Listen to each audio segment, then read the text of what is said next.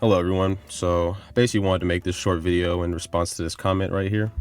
Um, Thought they made some interesting points and some things I want to basically counterpoint, stuff like that.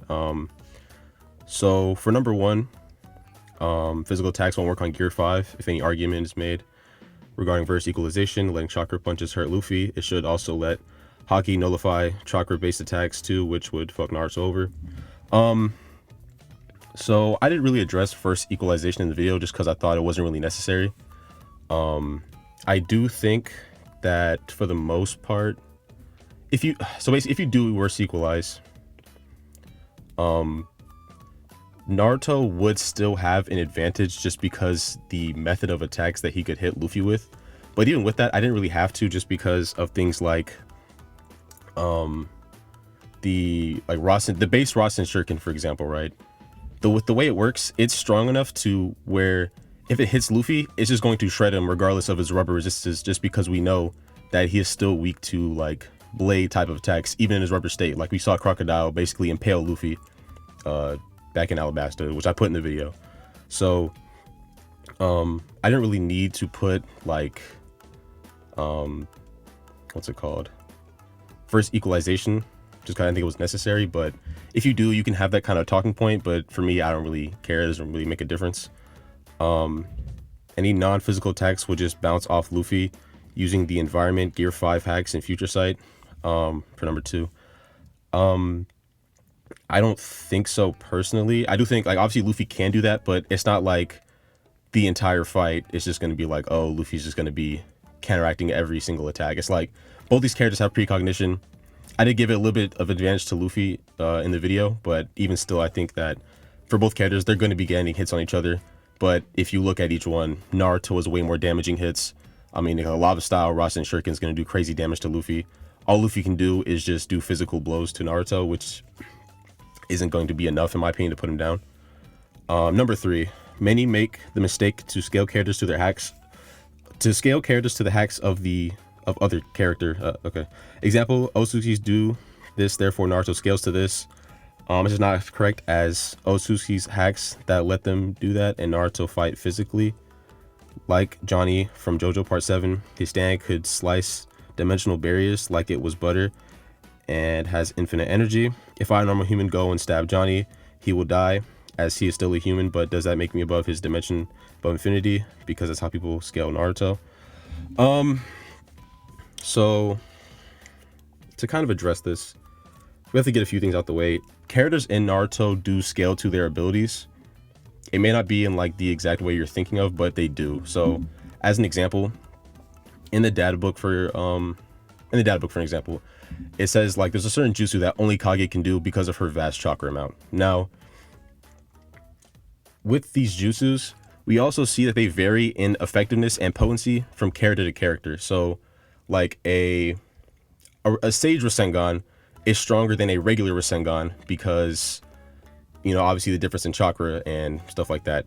When it comes to the Otsutsuki hacks, they do still scale to them just because of they require a certain amount of chakra output to execute those abilities. Kage needed a certain type of chakra output or chakra level to be able to create dimensions that, you know, that she did in the series. So while it is technically kind of like a hacks, it's still an output based ability that requires a certain level of chakra, which scales to characters' durability. As we know, like certain characters have to amp themselves durability wise with their chakra to make themselves stronger, etc., like that. I can understand the viewpoint of it being like, oh, they don't scale to their hacks or whatever, but personally, I think it makes more sense that they do, and I don't really see it as like a kind of hacks kind of thing. It's more of just they have the ability to do this, and it requires a certain output of chakra, and therefore their AP and durability should scale to that, etc. And just because you fight a character physically that can, I mean, it's like we see this all the time. There's characters who can like shoot an energy blast that can destroy an entire planet. That matches to their AP and durability, but there's also characters who don't have the ability to shoot out an energy blast and they still fight these characters like fist to fist wise, if that makes sense. You know, so it's like they should all still scale. It just, you know, kind of varies.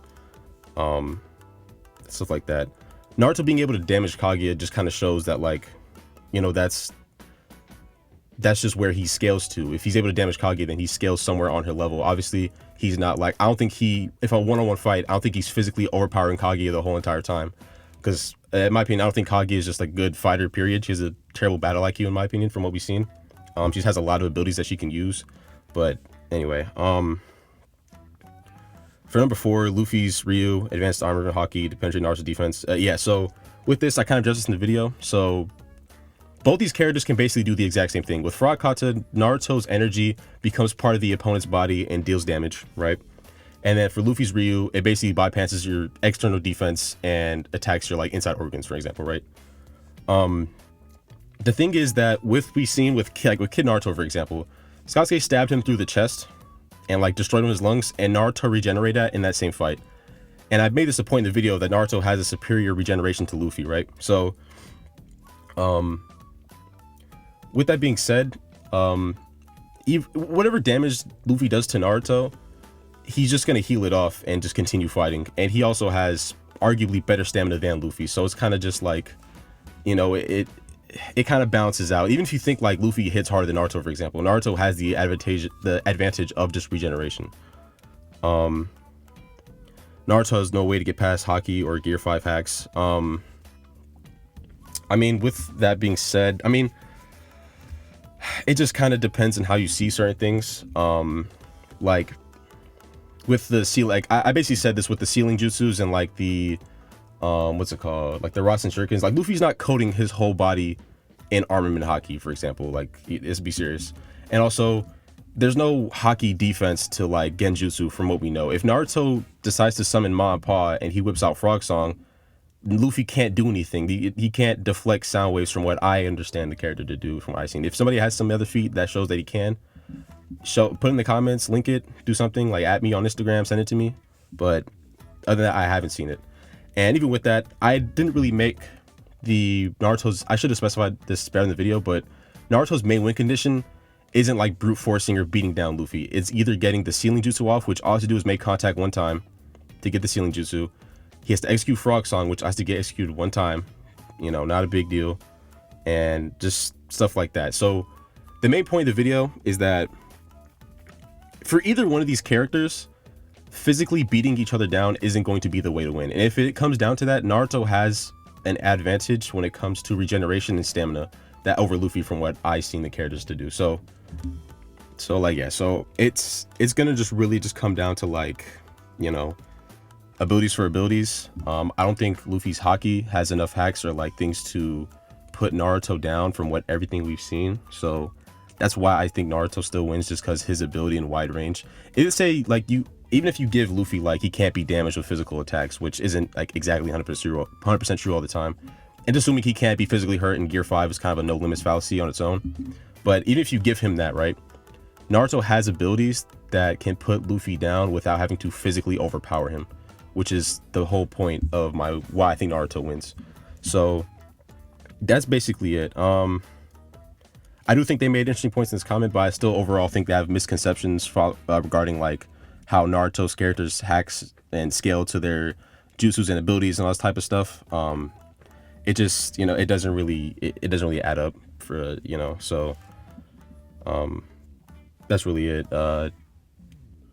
Let me know what you guys think in the comments down below. Just a little short response video. All right, yeah, have a good day.